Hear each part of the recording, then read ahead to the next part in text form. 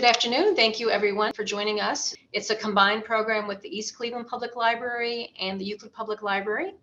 And we are very pleased to welcome Dr. Tamika Nunley, who will be speaking about her new book, The Demands of Justice, Enslaved Women, Capital Crime, and Clemency in Early Virginia. And we're especially pleased to be hosting this program in June, which is the month where we celebrate Juneteenth. And so this book that Dr. Nunley has written is very relevant to that experience, and we're really pleased to have her joining us. As I get started, I want to just introduce myself. My name is Carla Bowman. I'm the Deputy Director here at the Euclid Public Library, and we're joined by some staff from East Cleveland Public Library, as well as the Euclid Public Library's Director, Casey Armstrong, as well. So I'd like to introduce our speaker today. So Dr. Tamika Nunley is Associate Professor of History and the Sandler Family Faculty Fellow of American Studies at Cornell University. Along with articles, essays, and reviews, she is the author of At the Threshold of Liberty, Women, Slavery, and Shifting Identities in Washington, D.C. And we had you on to do a book discussion of that book back in June of 2021. That book received the Letitia Woods Brown Memorial Book Award, the Polly Murray Book Prize, and the Mary Kelly Book Prize. Her article, Thrice Condemned, Enslaved Women, Violence, and the Practice of Leniency in Antebellum Courts, received the Letitia Woods Brown Prize for Best Article in African American Women's History, and the Anne Braden Prize for Best Article in Southern Women's History. This year, Nunley released her new book, The Demands of Justice, Enslaved Women, Capital Crime, and Clemency in Early Virginia with the University of North Carolina Press. So we are so pleased to have you with us, Dr. Nunley, and we are very much looking forward to hearing more about your book. Thank you for having me. As we were talking about, as our first question to get started with the book, I'd like to know what inspired you to write this book.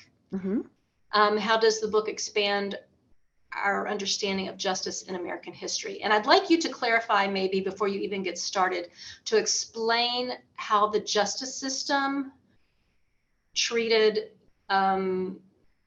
enslaved women or enslaved people being accused of crimes. I think because my brain really kind of got hung up on that every time it was mentioned. So if you could just tell us how that worked to get us started. Yes, absolutely. So I'll start off with the inspiration, and then I'll talk about the sort of nuts and bolts of how these women arrive at the courts and what does that mean, and how that might look different from how we understand the working of how the courts work today. So I actually wrote this book after I wrote the article, Thrice Condemned, and I had so many more questions and more stories that I thought, hey, this is definitely something that I need to tease out a little bit more and begin to think more deeply about in book form. I just so happened to collect most of my data prior to the pandemic, prior to March of 2020. So it was actually December of 19 that I took a couple weeks. I don't know why, because I was still finishing up At the Threshold. And I said, you know what, I should just go to the Library of Virginia and collect as much as I can. And wow, I'm so glad that I did that, because I didn't know I was going to be locked in my house for the next couple of years after that. So as many of us are well aware, during the pandemic, we began to see so much political unrest around police brutality and violence against African Americans in the U.S., George Floyd, Breonna Taylor. And many of us were marching, many of us were protesting, particularly in Cleveland. And I just remember being part of the marches and thinking, what are we doing here? You know, what are we asking for? And in some ways, I think that we were asking for a sort of a form of justice that did not yet exist in our system, right? That was not made accessible through the system as it's currently structured. We were asking for an expansion of justice, for justice to not just reach the few, but to reach more people, right? To reach everyone.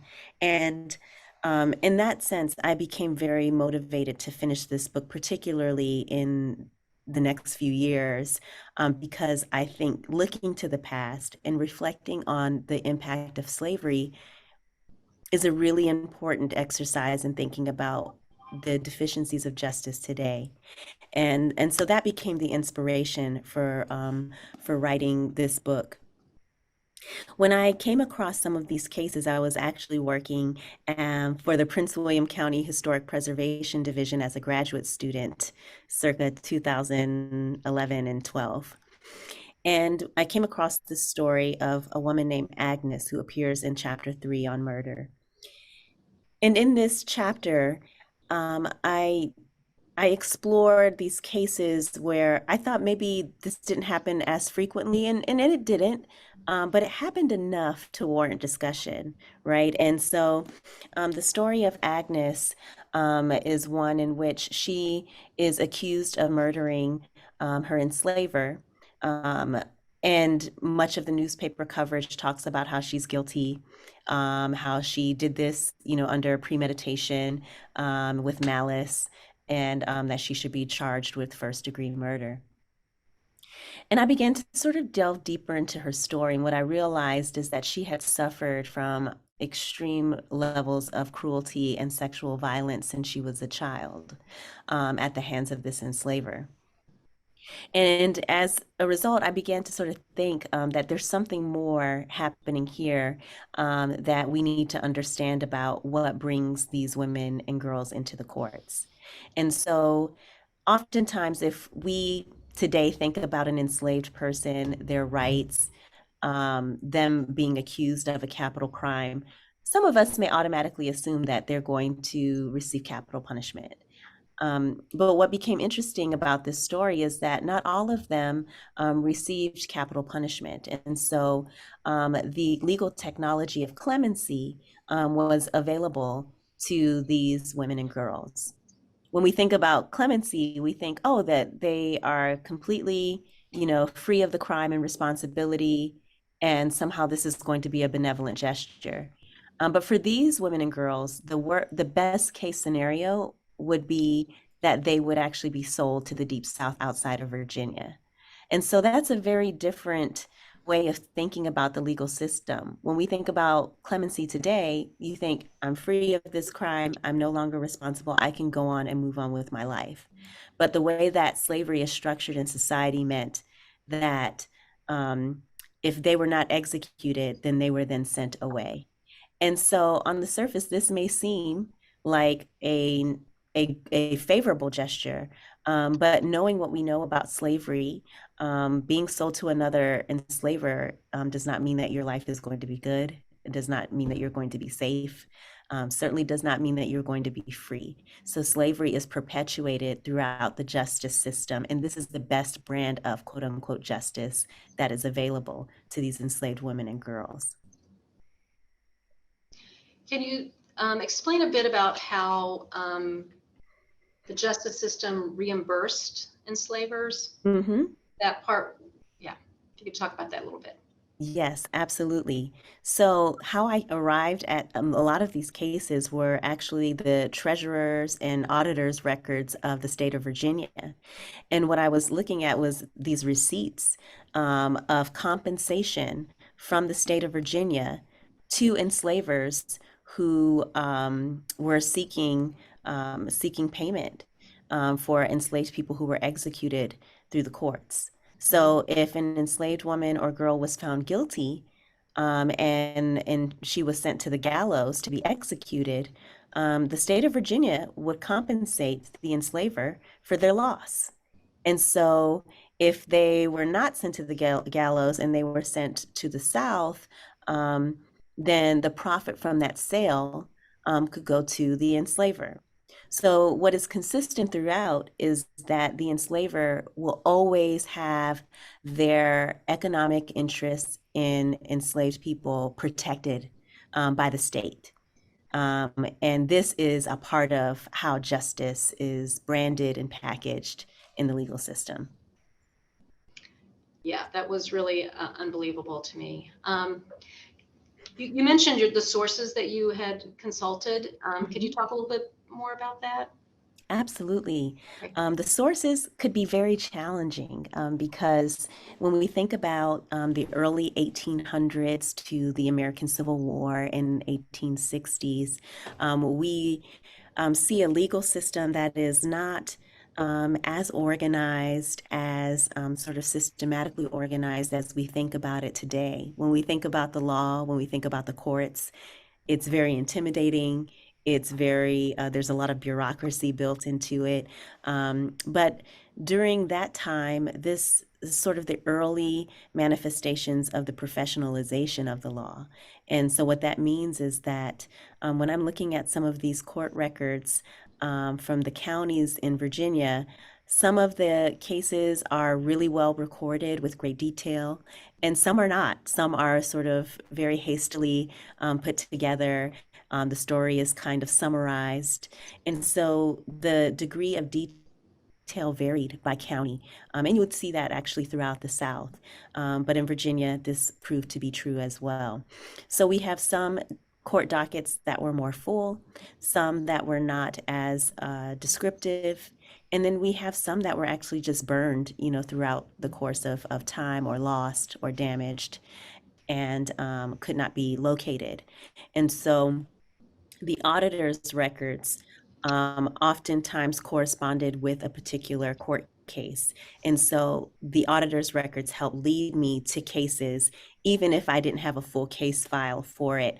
I could know that that case existed because the auditor's records and the treasurer's office records and the executive office's records kept record of what cases were being considered, what clemency cases were being considered, which enslaved people were transported because they were granted clemency and sold to the South, or which enslaved people were executed and then compensated by the state of Virginia.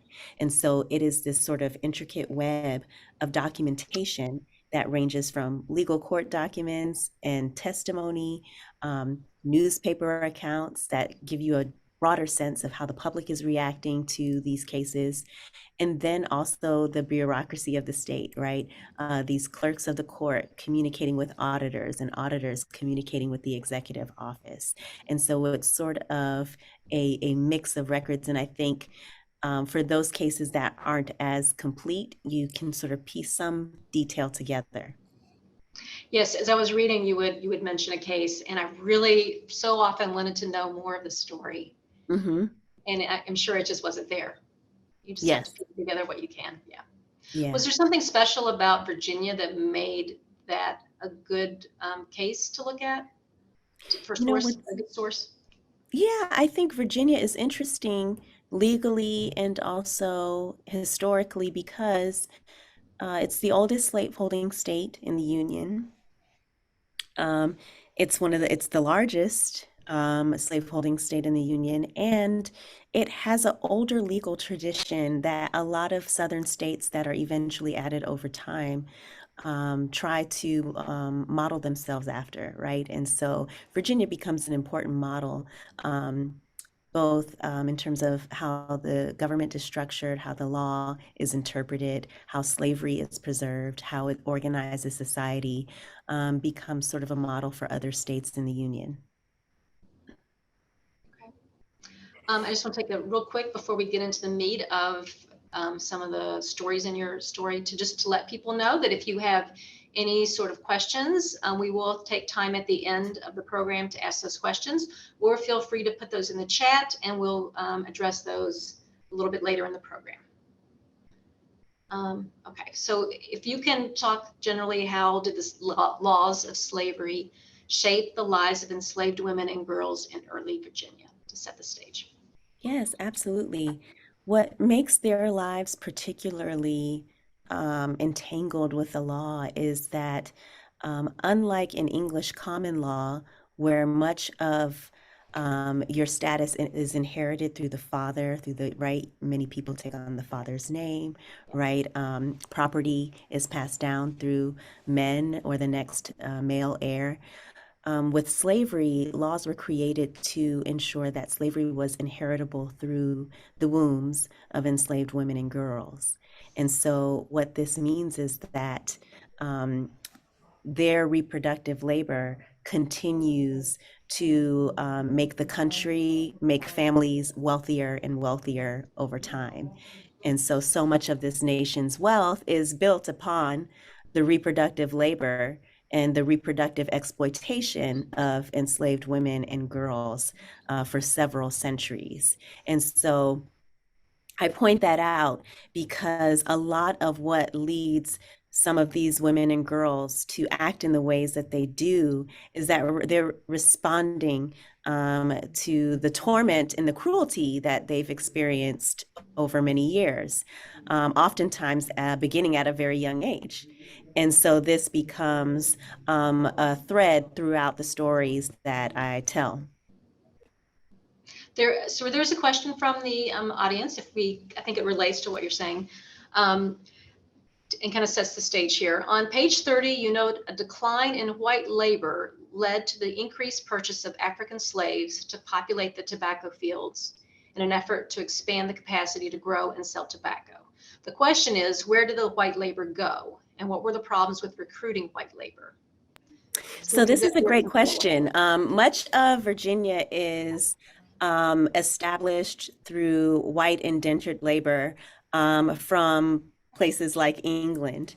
But it is not an attractive place to come during the colonial era. There are conflicts waged on the ground with indigenous people. There are conflicts with other European imperial powers that are vying for control over territory in North America. And so it can be a really sort of scrappy place to try to be, right? And what's interesting also is that when indentured laborers came to North America, they served a term of service, but then there was an expiration date, which is very different from African slavery, where you become enslaved for life. To make settlement and transportation from England to a place like Virginia more attractive and appealing to white laborers was to ensure that they had a term of service that ended at some point, but not only that, that they would actually have incentives for remaining there. And so they would be given a certain plot of land. They would be given maybe a set of clothes to start off with, some tools to begin farming, and they would be given sort of the resources necessary to begin their life and settling in the United States. And there was also a headright system. And the headright system made it so that for some people, for some white people coming in, if they could secure the transportation of other white laborers or even family members, they would get 50 acres of land per person, right? And so colonists were just doling out land that incentivized that labor. And so what happens when you continue to incentivize that labor with real material resources? You begin to see a class of colonists emerge, and their labor starts to look very different, and their lives and trajectory begins to look very different from the enslaved laborers that might have arrived at a similar time as they did. And so there are a couple of advantages to this, right? You ensure that you reduce the degree of fraternization between African and white laborers, right, over time. And then you also ensure that you grow the colony and its economic and political significance. And so this divergence away from white indentured labor actually becomes something that is supported by colonial governance and by the law. And so this is interesting because in the very beginning of the colony, you would actually see a little more closer social proximity between African laborers and white indentured servants. But that would begin to shift by the mid 18th century. And so then as the indentured servants indentureship ends, then they are then in need of labor. So it's actually creating its own loop of needing, okay, that makes sense. So each of the chapters is organized around a particular criminal offense. So Mm-hmm. you have poisoning, Mm-hmm. infanticide, murder, and insurgency. I believe Mm-hmm. I got all those. Mm-hmm. Um, what makes the crimes of the enslaved different from those committed by the rest of society?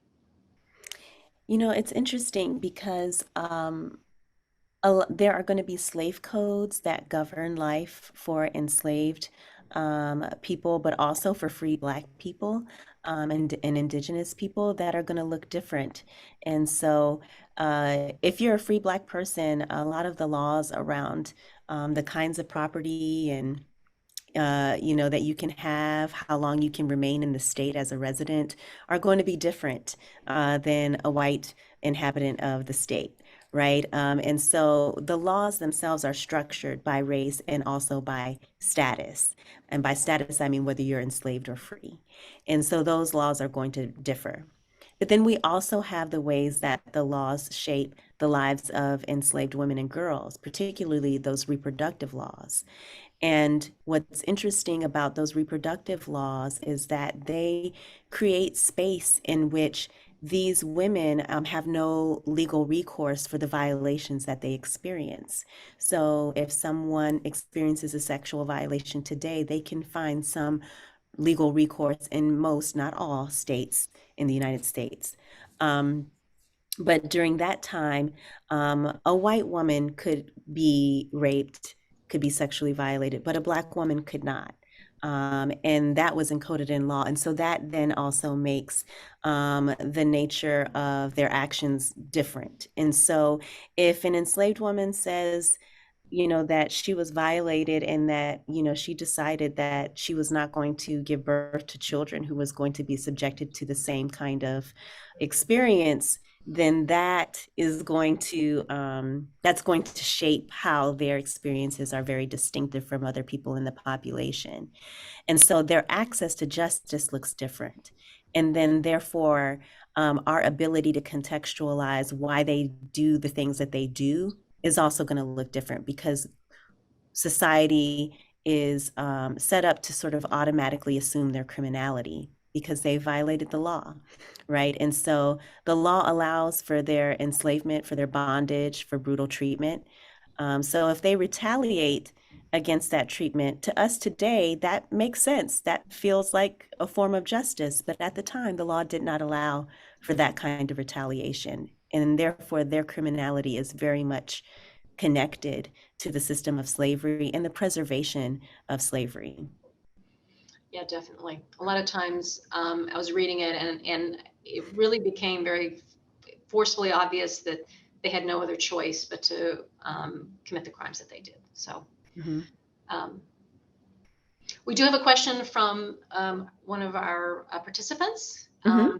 The question is, how did the 1619 project influence your work or Mm-hmm. affect your work in any way? So, The 1619 project, I think 1619, right, and sort of this, anniversary of 1619 really had a lot of us historians thinking about that moment, that year, and thinking about all the ways that um, colonization and the Virginia colony really set in motion a lot of what we're grappling with today.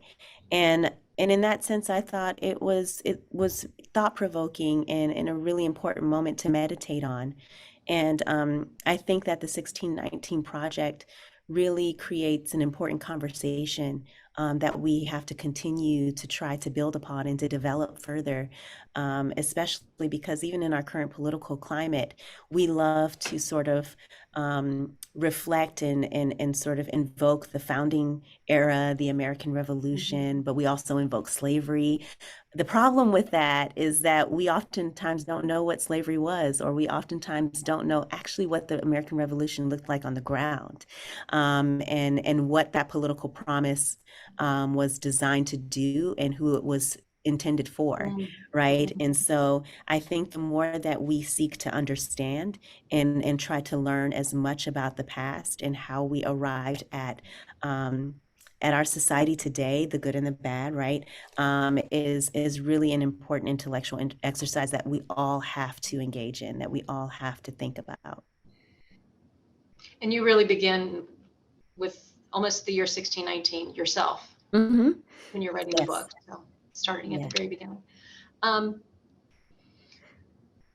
so what can you tell us about the personal lives of the women and the girls who were accused of these crimes? Mm-hmm.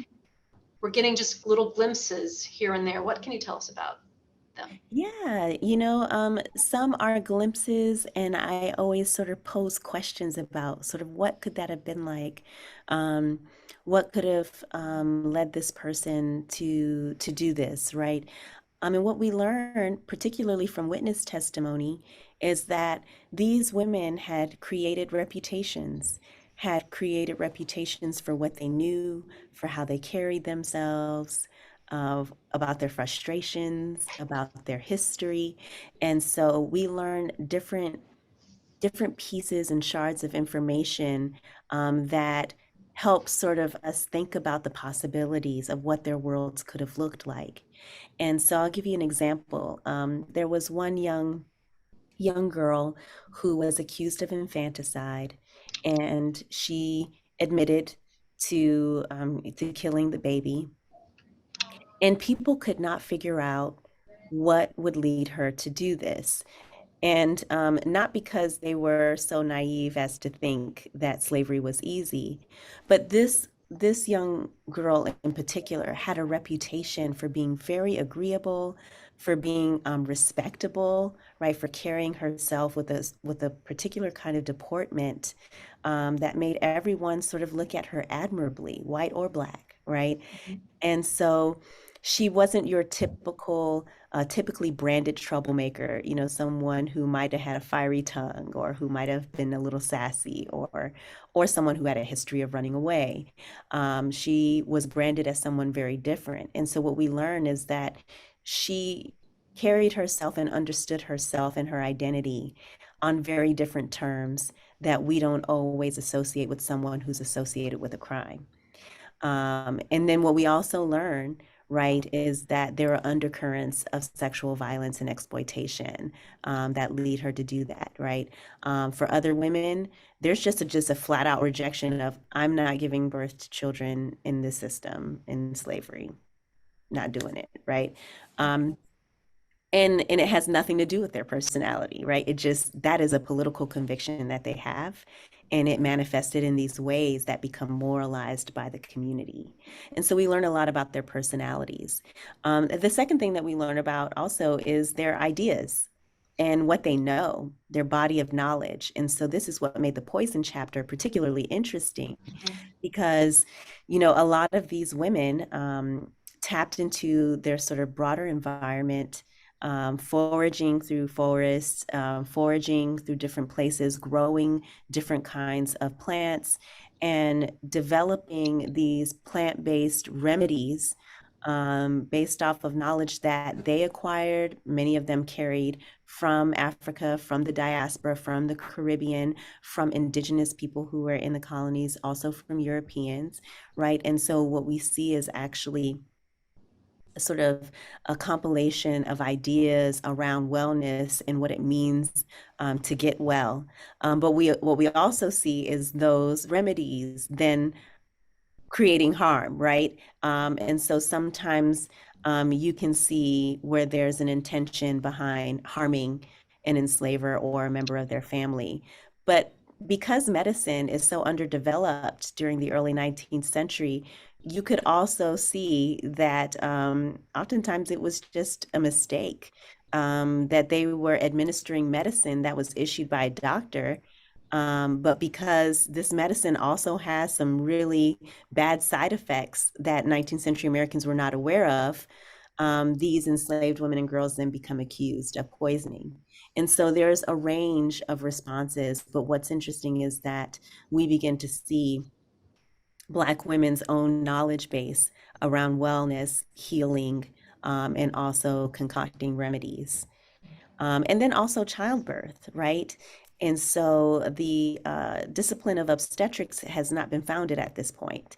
And so the knowledge of enslaved women who serve as midwives to be able to determine and provide testimony around whether or not an enslaved woman had committed an act of infanticide or abortion becomes really essential and critical. And you begin to see just how much more they know from experience than the doctor, the male doctor who, is like trying to make this scientific and trying to create a hypothesis, but lacks proximity to women's bodies and understanding how reproduction really works. And so we begin to see aspects of their lives that are not explicitly spelled out in the sources, but that you can begin to infer and begin to sort of pose questions about how do they know to put that together, or where do they get those herbs from? And how do they know, that the baby was breached? How do they know to look for that, right? And so there's a knowledge base, not only that we can see as the reader, but also that enslavers know that they have as well, right? And so enslavers and Virginians throughout the 19th century know that Black women and girls possess knowledge about lots of things. And so it's time for us to acknowledge that and also recognize that fact. We have a question from the audience. How did you choose which stories to share? And which story shocked you or surprised you the most? I think I chose whatever I could get, honestly. I mean, sometimes, I would have a full story or a full case with depositions and witness testimony. And then sometimes it was just a real small paragraph that this person was executed for doing this, and this is what they were compensated for.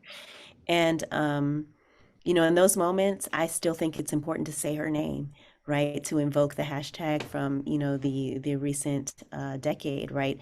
And so it ranges, but I try to include as much as possible and as much as I could make sense of, or at least invite you all to try to make sense of it with me. I don't pretend to have sort of a definitive conclusion or interpretation to any of these stories. If anything, I want to invite the reader to think about these stories as well, and also contemplate what could have happened. And then what was the other question that was posed? There was the second part to Did that. any story shock you or surprise you the most? Studying slavery for as long as I have now, which is not long, but nothing seems to surprise me anymore. But I will say that there are moments, where I do pause and I just have to sort of let that story sit for a second and marinate a bit. Many of those stories are very challenging to read, as many of you have already engaged with them.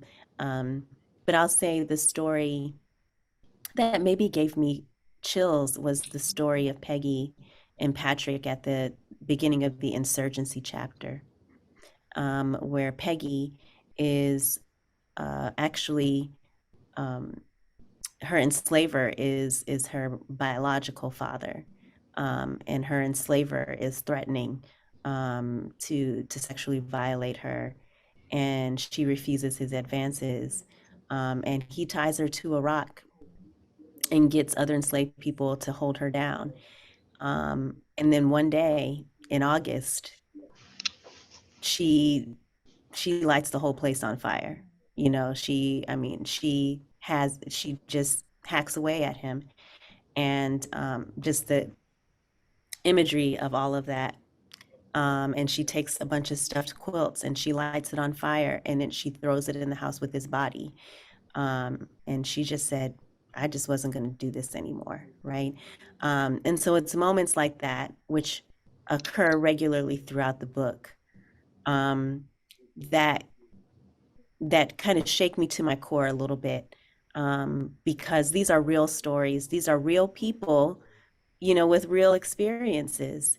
And I think that there's a way in which we can be so casual in how we talk about slavery and what slavery did, And but when you begin to talk about the nuts and bolts of the stories themselves, it becomes very different, right? And it's not just slavery in the abstract; it's slavery in the lives of these people, right?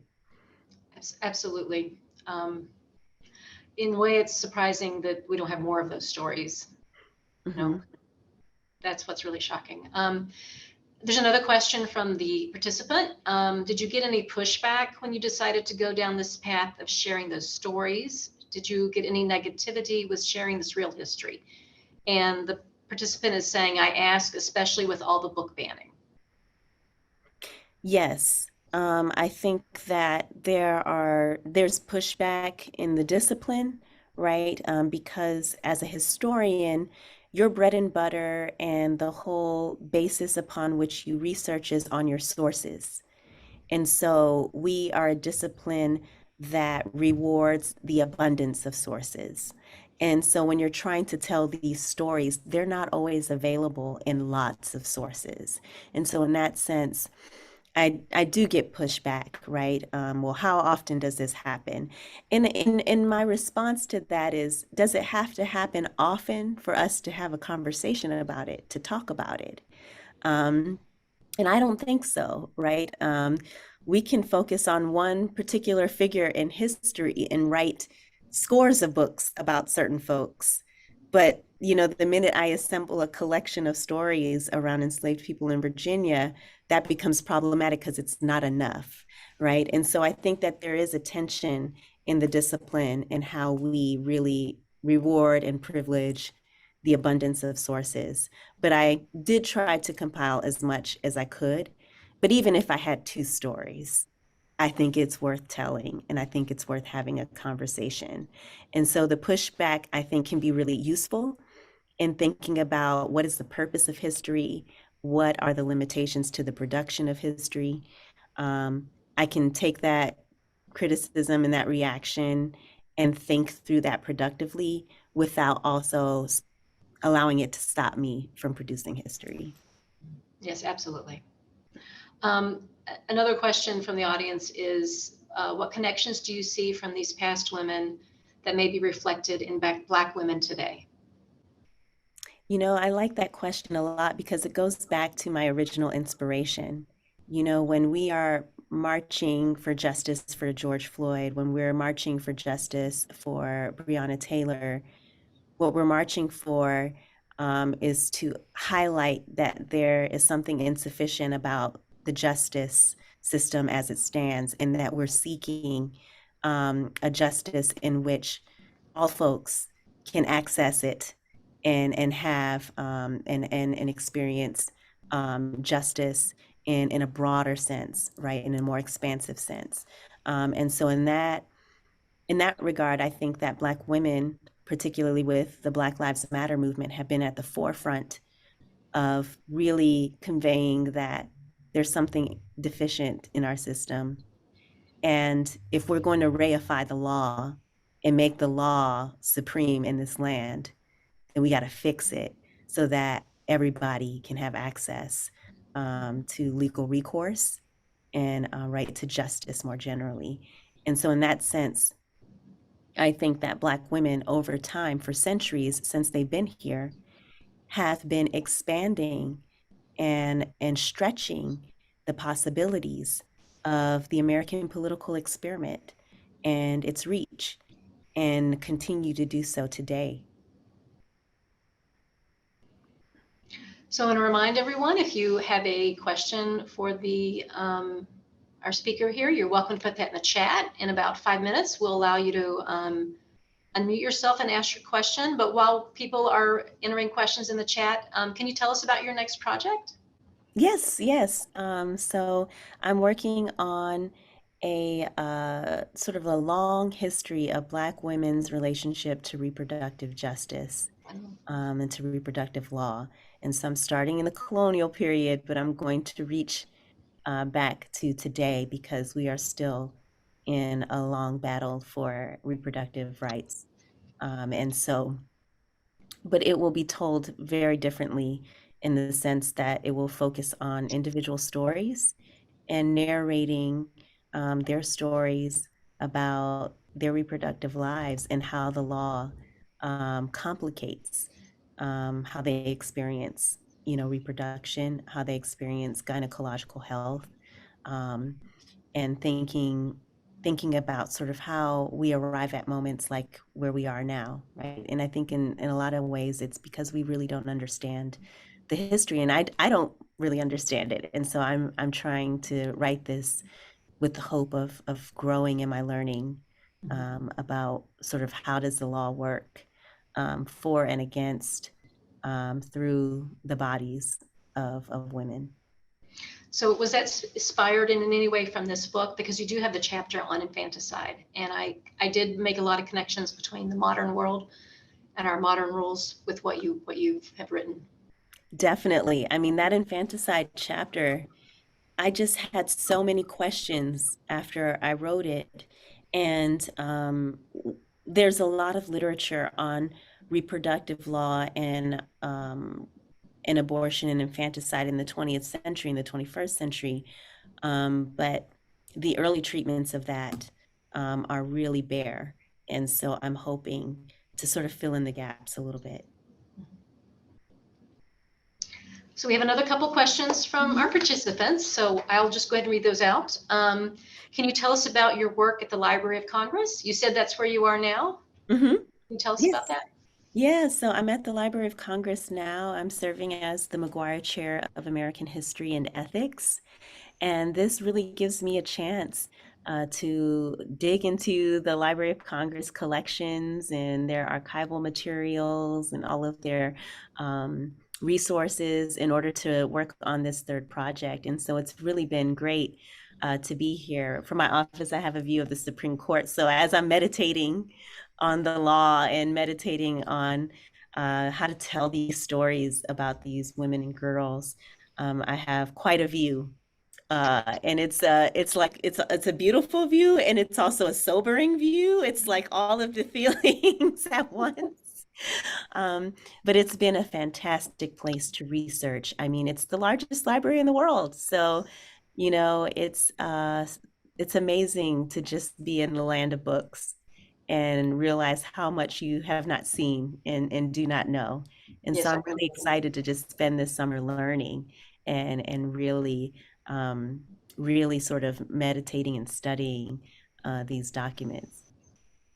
that's great. We have another question from our participants. Mhm. Do you see any connection between your work and the work of Dr. Joy DeGruy? I think I pronounced that correctly. Is trauma transferred through genetics? I wish I could answer that question. I wish I had the expertise to answer that question. Um, I do think that systemically trauma continues to persist through generations. Um, I don't know if it's genetically transferred, but I sure do think that systemically it's transferred, right? Until we begin to change um, the ways in which we look at the bodies of Black people, Brown people, right? As long as we continue to see them as disposable, as long as we continue to see them as bodies that can be exploited, that can be beat and to be maimed, right, to be violated, we are going to continue to see trauma over the generations. But I don't have the scientific knowledge or expertise to tell you whether or not this is genetically transferred. I wish I knew the answer to that, because that is fascinating, and I imagine that it might be possible, but I couldn't tell you for sure. But I could tell you sort of systemically that we haven't changed as much as we could in order, to prevent the ongoing realities that are caused by traumatic experiences with medical institutions, with poverty, with brutality, with anti-Black violence. Those things have remained consistent over time. And so in that sense, we do see a generational thread. So we do have another question and some comments from our participants. I am so impressed by your book. Fabulous job. Can you share a little bit more about why you started with Virginia? Is that where you could find the most information? And then they go on to say, I often read about how enslaved people fought back, and the mere fact that a Black woman did not want to have her enslaved child is powerful resistance. I'm so glad to know this information. And then also, are there any other states you hope to look at? Yes, yeah. I'm hoping to look at more states with this third book. And so there are states actually in the north, and also further south, that have interesting cases involving enslaved women who are entangled in the courts because of decisions they've made over their bodies. And so after that infanticide chapter, I was like, oh, I have to look at this further. I have to study this further because there's just not enough out there. And this is a really important time to begin doing that work. So I would definitely like to expand the scope of my project. In terms of Virginia, again, Virginia is just one of these, particularly in the 19th century, it's a very important state. Like I said earlier, it's the oldest slaveholding state in the Union. It's the largest slaveholding state. It also has, one of the most prestigious lines of presidents, right? Madison, Thomas Jefferson, right, out of many other states, and it becomes sort of a leading example for many Southern states to follow throughout the 19th century. And so, in that sense, this Virginia is important to me in that way because Virginia is one of the first Southern states to really kind of think about the professional development of the law, the role, right, of magistrates, the role of executive clemency, how these circuit courts work, how slave law works. And so in that way, Virginia becomes an important model for other Southern states to come. And so that's why I started off with that. And I was also most familiar with the records and also just more familiar with county histories, having done some public history work throughout Virginia. And so it became a good place for me to go to. And also, my first book was about DC. And DC, a part of Alexandria, was a part of the District of Columbia until 1846 when Alexandria retrocedes.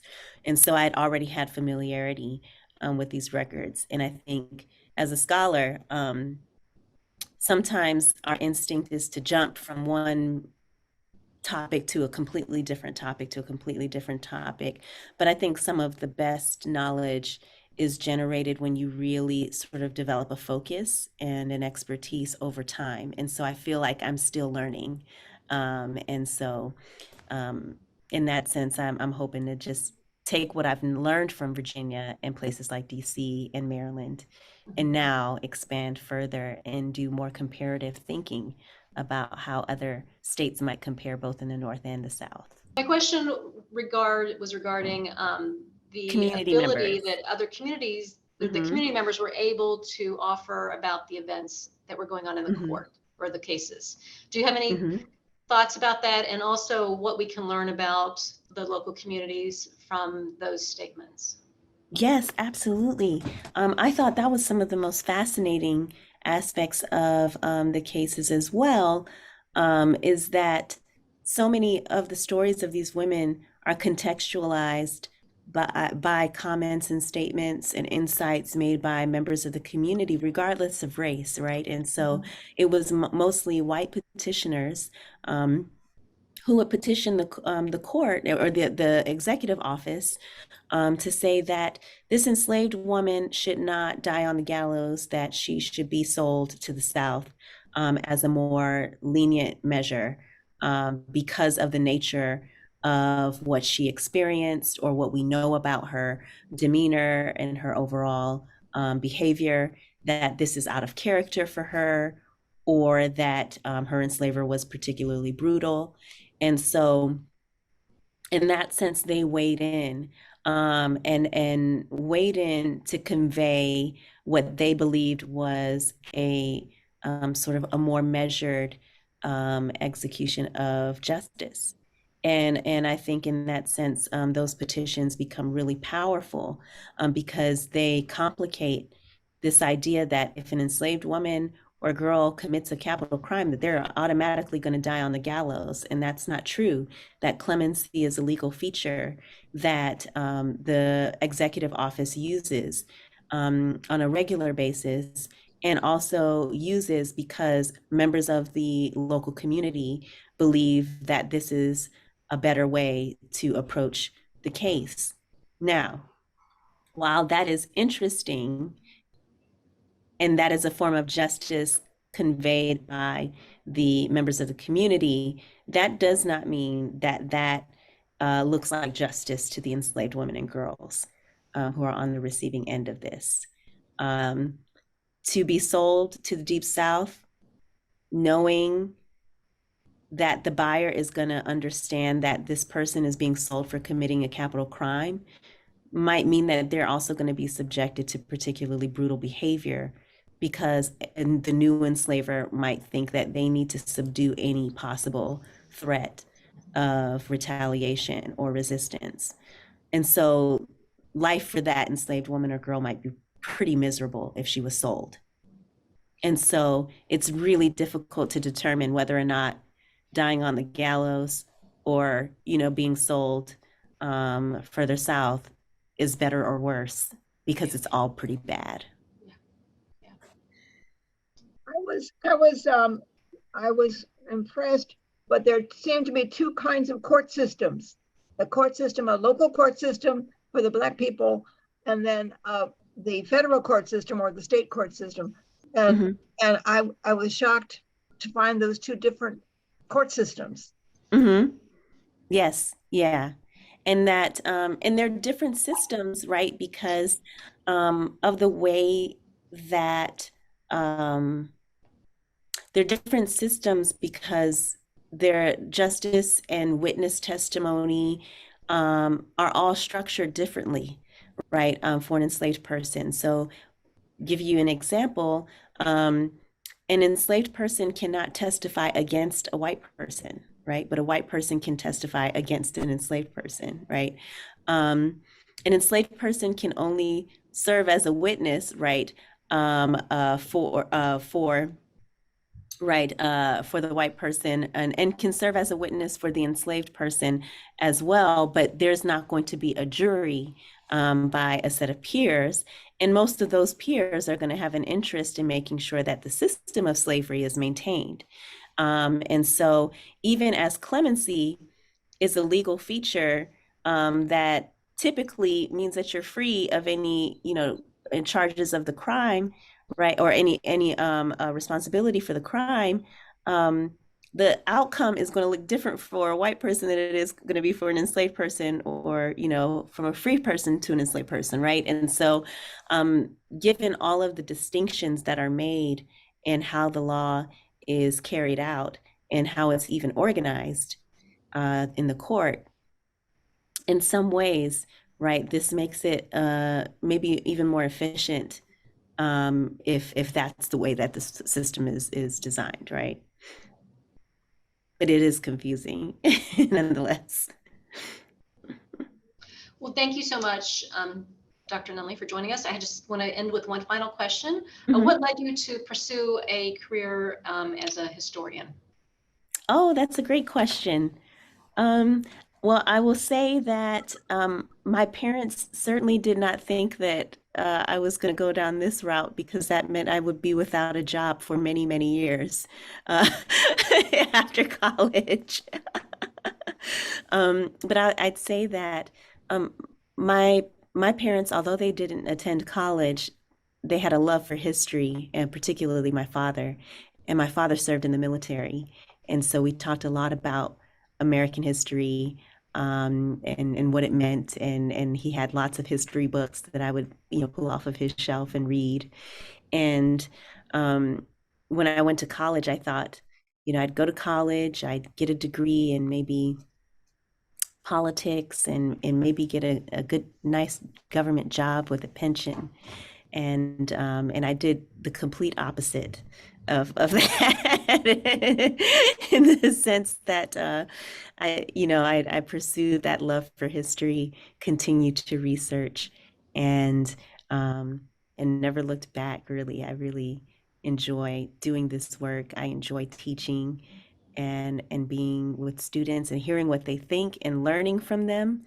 Um, Even as I feel like, I teach classes every semester, but I feel like they're also teaching me a class every semester. And then moments like this, I enjoy these public venues, to be able to engage with the questions from audiences because I'm learning, right? And I want to know what you all think too and what you found interesting. And it causes me to go back to my desk and think about certain things even more. And so I think one of, the hallmarks of democracy, and the libraries are at the center of this, right? Is this public dialogue and exchange and this active collective learning that we do together. And so, um, in that sense, I'm really glad that I kind of took the risk and decided to pursue this further. And it seems from the two books that you've written so far that I'm familiar with that you're filling a need for this type of research. I hope so anyway. Yeah, And I should say I am a Euclid High School alum, so I am a Panther. Okay, well, we do have one last comment, and after that, we'll wrap it up.